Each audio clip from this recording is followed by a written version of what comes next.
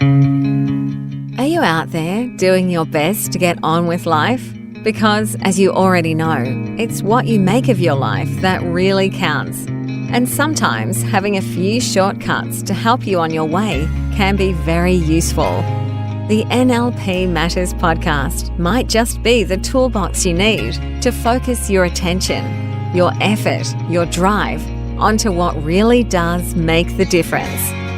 Built on the foundation of Neuro-Linguistic programming, the NLP Matters Podcast offers proven recipes you can use to create and sustain your life your way.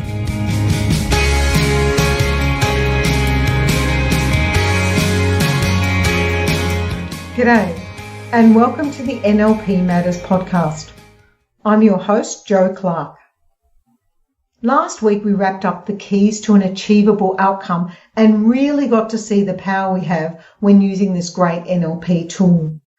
This week we're opening up the discussion of yet another really useful tool that adds the final layer to our theme of building our successful life and ensuring our goals are ready to go. This is called the Well Formedness Conditions.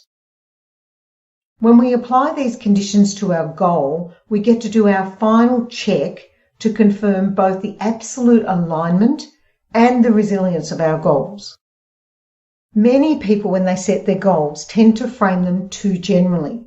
So they'll have goals like, I want to improve my fitness, or I want to get healthier, or I want my business to be more successful, or even I want to buy a house.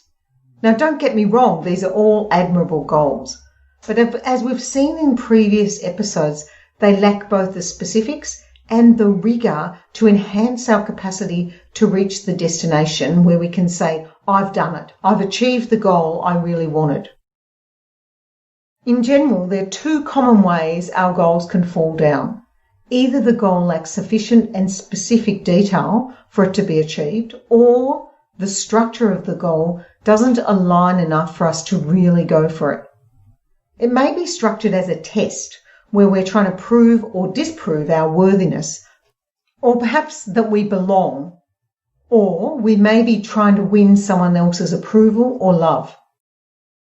We may have a goal that's written with a focus on what we don't want, or perhaps it doesn't have a clear purpose overall.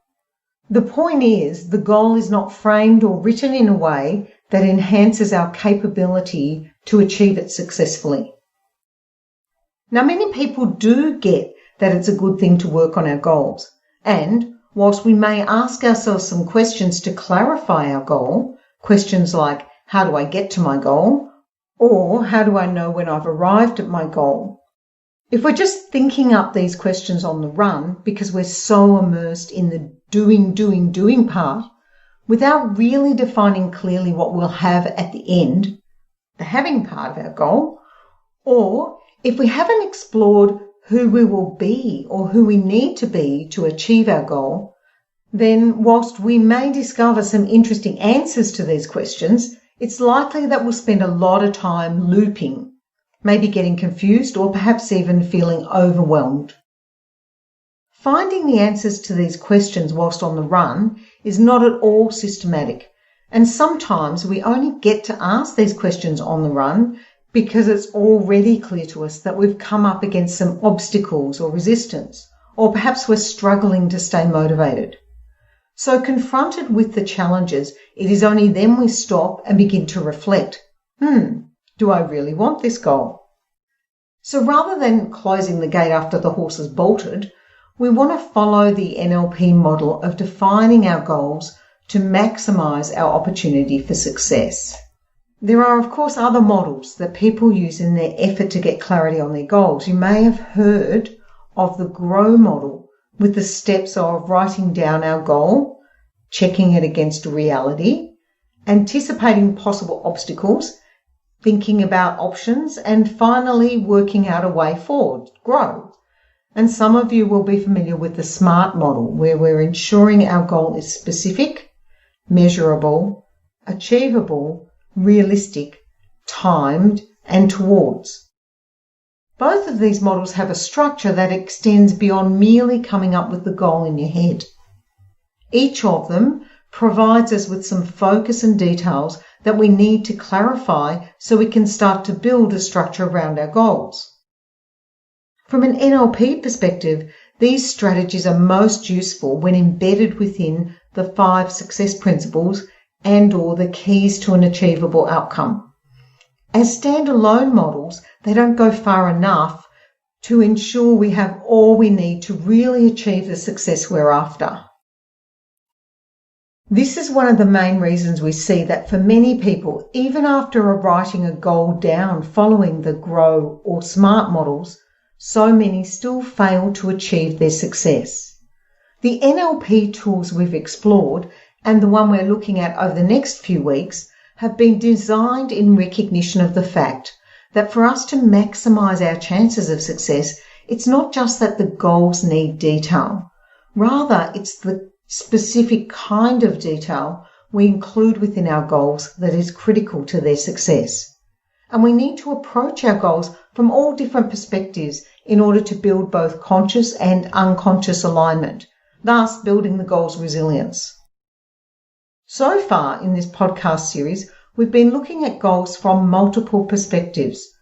We started with the 5 principles of success. Here, we are operating at a kind of meta level that describes the high-level strategies that successful people use to achieve their goals. Strategies like knowing your outcome, taking massive action, having sensory acuity, behavioural flexibility, and a physiology and psychology of success. These are strategies that will work with any goal and are as much attitudes and ways of being as anything else. With one notable exception, knowing your outcome, the other success principles don't look at the specifics of the particular goal that we have. The 5 success principles is considered a meta model because it can be applied in many diverse contexts. We then moved on and looked at goals from a structure angle and got more specific with the keys to an achievable outcome. Here, we got to test out the particulars of the goal and really drilled into the first of the 5 success principles, knowing your outcome. We used strategies like the SMART goal framework and really got into specifying how would we know when we have the goal and what are the resources we need to achieve it. Now we're going to look at goals from a different perceptual position again, using the NLP tool of Well Formedness Conditions. And what the Well Formedness Conditions gives us is a final check. Are we ready to go with this goal? In many instances, if we've already gone through and completed both the 5 success principles and the keys to an achievable outcome in detail, our responses to the questions we ask at this level will merely be, yes, I've done it. But at this level, we can be even more specific about the action required to achieve our goal. What I mean by that is that the Well Formedness Conditions begin by checking the work we've already done and giving us a last opportunity to fine-tune anything that we need to. But then it moves into the first step, and we can also add other steps that we'll take to begin our journey to success. In a nutshell, the Well Formedness Conditions give us the specific structure to make sure our goal is both resilient, so it will stand up to the rigorous tests that life can throw at us, and it is also clearly outlined so that the goal is so specifically described that anyone else could pick up the goal and run with it. So, what are the Well Formedness Conditions? I'll go through them briefly in this overview so we have them front of mind. Some of these may sound familiar to you, whilst others might be new, but they come together to produce goals that are sticky. They're so hardy, they stick to us like glue. The first condition is to state our goal in positive terms, not in terms of what we don't want, but in terms of what we do want. So if you have a goal like, I don't want to be so unhealthy anymore, because our unconscious mind doesn't process negatives, and because we get what we focus on, this goal's focus is on what we don't want. And that means we'll tend to get more of that. Yep, the unhealthy bit. And we wouldn't want that, would we? If you've already worked through the keys to an achievable outcome from episodes 16 to 22, you should be able to pretty much tick this condition off.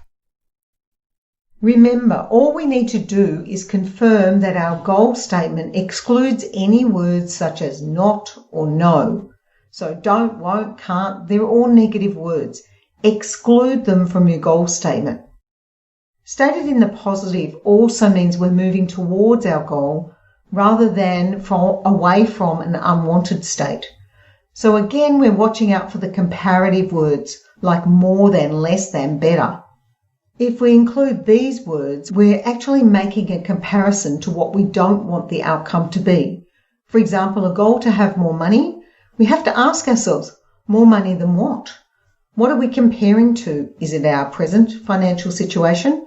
Or is it our parents' financial situation? One thing for sure, we're moving away from something we don't want.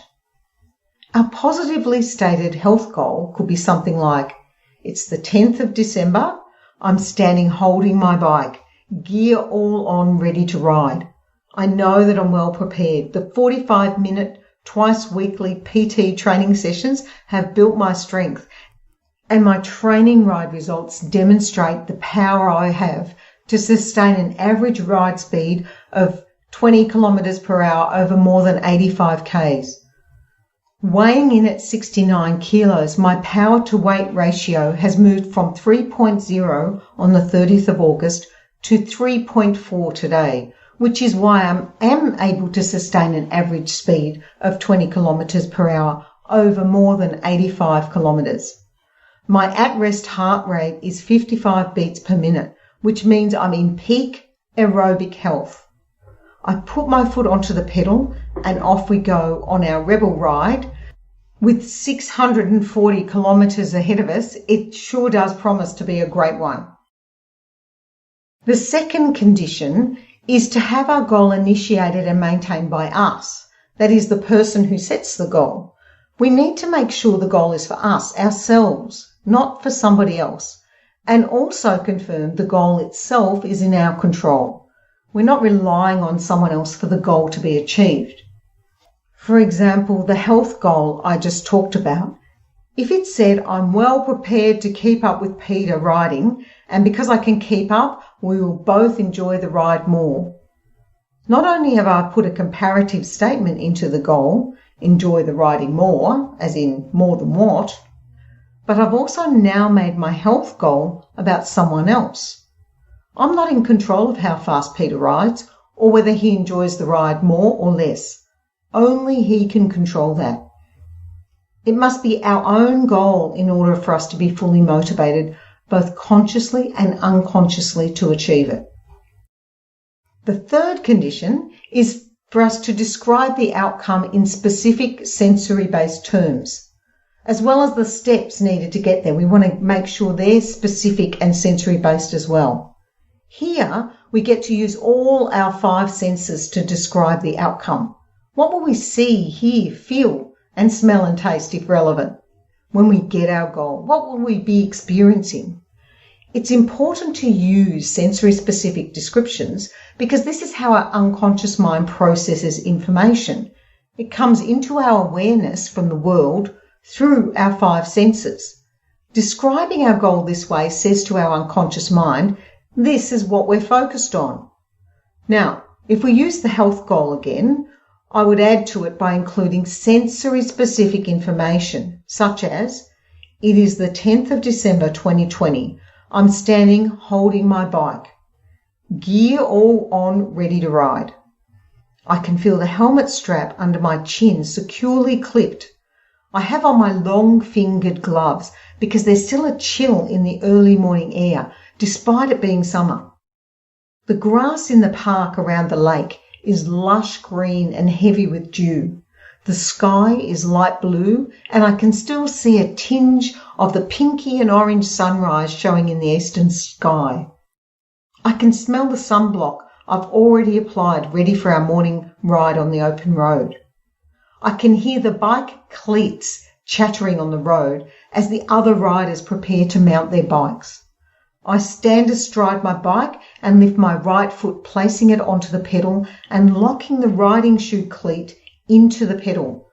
I hear the command to ride and feel the weight transfer onto my hands as I push off with my left foot, then lifting myself up onto the bike. I am rolling as I hear the click of my left foot as I press it into the pedal cleat and begin turning my legs over, pushing the pedals down and pulling them up.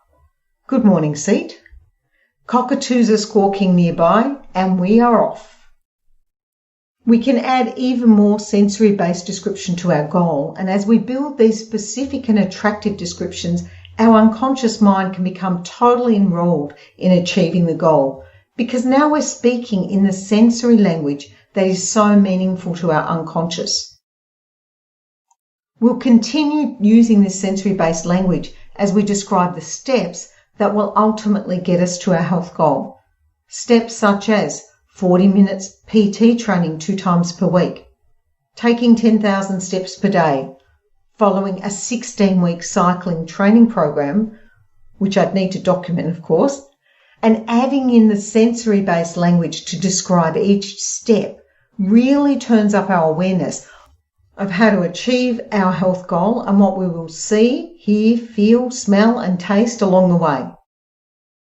Again, if we've completed the keys to an achievable outcome, we would have already covered this, but here we get a final opportunity to confirm.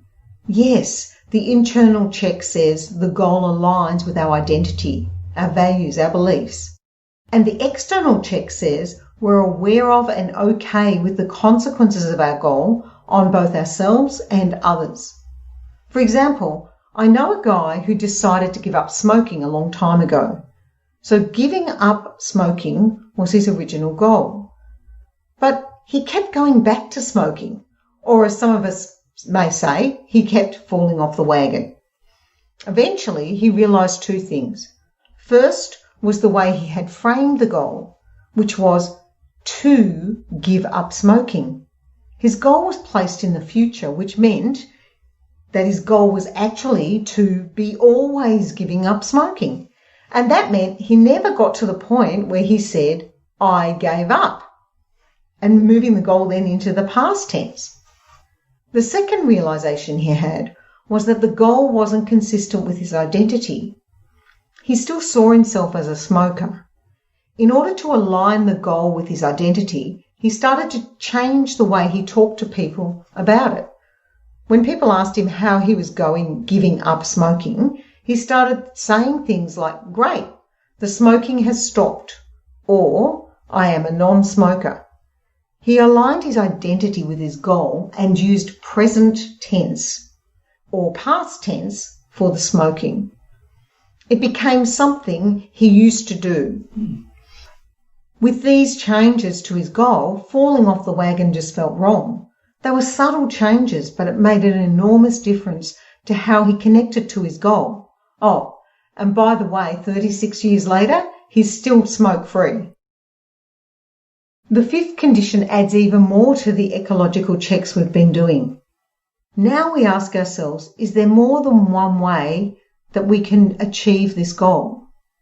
This question provides the opportunity for us to get creative as we explore how else could I achieve this goal? If we believe there's only one way to get there, and for some reason that path is no longer available to us, then it seems like the only option we have is to walk away or fail. But if we've identified 3 or 4 or perhaps even 7 or more ways that we can achieve the same outcome, then an obstacle on our path just means we can rely on our behavioural flexibility and choose one of the alternate paths.